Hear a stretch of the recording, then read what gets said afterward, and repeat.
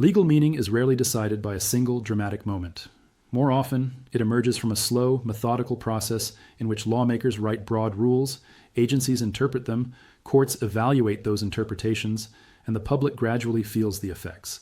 A policy shift in one jurisdiction can ripple outward, especially when other states or federal lawmakers borrow the same legal logic. In debates over firearm regulation, this pattern appears repeatedly. A design feature, a magazine capacity, or a manufacturing origin becomes the center of a legal argument, and those arguments are then tested through statutes, administrative rules, and court challenges. What appears at first glance to be a technical regulation can evolve into a wider constitutional dispute about the scope of individual rights and government authority. Keep that structural pattern in mind as the discussion unfolds, because the legal reasoning often matters more than the specific product being discussed. Several commonly owned pistols are frequently mentioned in current debates not because they share identical designs, but because they intersect with similar legal concerns. One example often cited is the Springfield XDM, a competition-oriented handgun described as accurate and reliable. In some jurisdictions, the legal focus is not on its function as a target pistol, but on the fact that standard magazines hold more than 10 rounds. Under laws that redefine high capacity as anything above that number, the pistol's ordinary configuration becomes a regulatory issue. Supporters of such laws argue that capacity limits reduce potential harm, while critics contend that the line is arbitrary and disconnected from criminal patterns. Notice how the outcome turns less on the pistol itself and more on how lawmakers define key terms like high capacity or tactical features. That definitional choice is a form of legal reasoning, and it quietly shapes which products remain lawful and which become restricted. The same interpretive approach appears in discussions of historically significant pistols, like the Beretta 92FS. This model served for decades as a military sidearm, and that history is often presented as evidence of reliability. Yet in some states, legal definitions related to threaded barrels or magazine capacity bring it into the scope of assault weapon regulations. The underlying legal reasoning focuses on features rather than service history.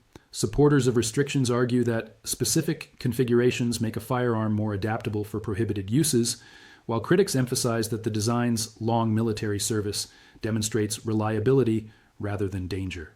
Keep that contrast in your mental toolbox, because it illustrates how legal debates often revolve around the meaning assigned to particular features rather than the broader narrative surrounding the firearm.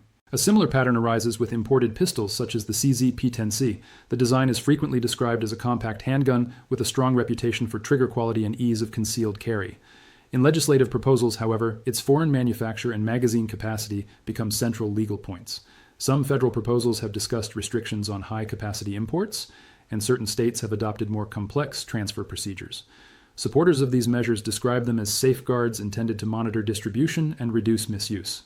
Critics present them as administrative burdens that complicate lawful ownership without addressing underlying crime.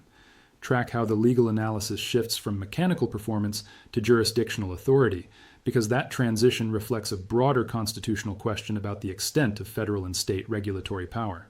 The Sig Sauer P320 introduces another dimension to the legal discussion. Its modular design, which allows different grip frames to be attached to a single serialized component, was a factor in its selection as a military service pistol. In California, however, a separate legal requirement known as microstamping has shaped the market. That rule requires certain pistols to imprint identifying information on cartridge cases, a requirement described by some as technologically impractical. Supporters of the law view it as a potential investigative tool, while critics characterize it as a de facto ban if manufacturers cannot comply.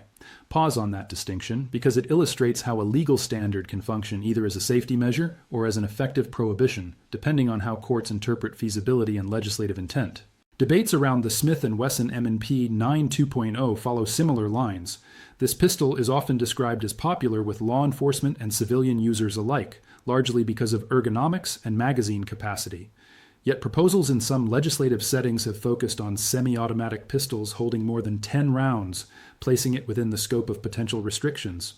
Supporters argue that such limits create uniform standards across firearm categories, while critics assert that they treat widely owned defensive tools as if they were unusually dangerous.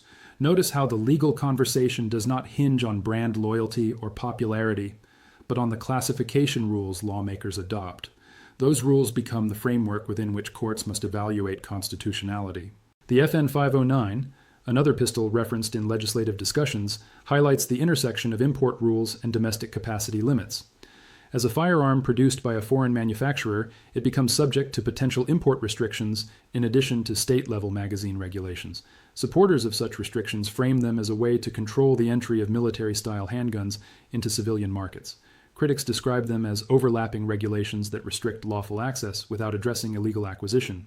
Hold on to that layered structure of legal authority, because it shows how multiple rules can apply simultaneously, each justified by a different constitutional rationale. Budget-friendly pistols, such as the Canik TP9 series and the Taurus G3C, introduce a socioeconomic angle to the debate. These models are often described as affordable options that provide reliable performance at lower prices.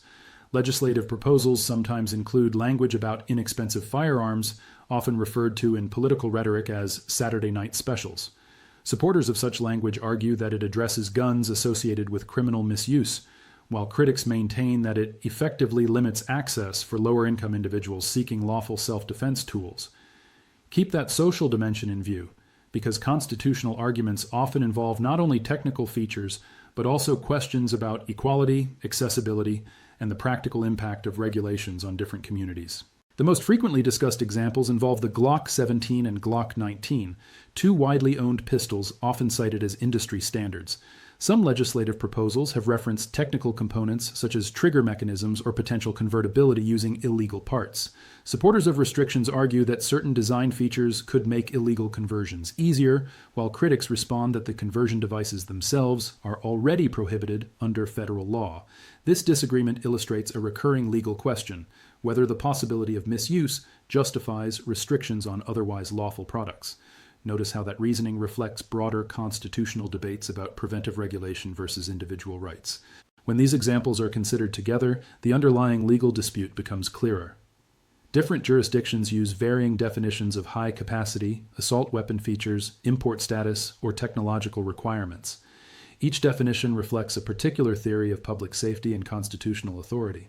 Supporters of stricter regulations argue that these measures are preventive tools designed to reduce potential harm. Critics argue that they function as broad prohibitions affecting millions of lawful owners. The tension between those positions is not resolved by technical specifications alone. It depends on how courts interpret constitutional language, weigh competing interests, and apply standards such as reasonableness or historical consistency. Keep that interpretive process in mind, because the legal outcome often depends less on the product and more on the reasoning framework applied to it.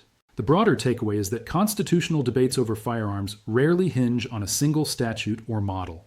Instead, they unfold through a series of definitions, tests, and legal standards that gradually shape the scope of lawful ownership. A feature that is unremarkable in one jurisdiction may be central to a ban in another, not because the object changes, but because the legal interpretation does. Courts are then asked to decide whether those interpretations align with constitutional guarantees. Some rulings emphasize historical tradition, others focus on legislative intent, and still others weigh practical consequences. By the time a final judgment is reached, the outcome reflects a layered process of reasoning rather than a single dramatic decision. In that sense, the true story is not about any individual pistol, but about the evolving standards that determine how constitutional rights are interpreted in practice, and those standards quietly shape the boundaries of law long before any final ruling is announced.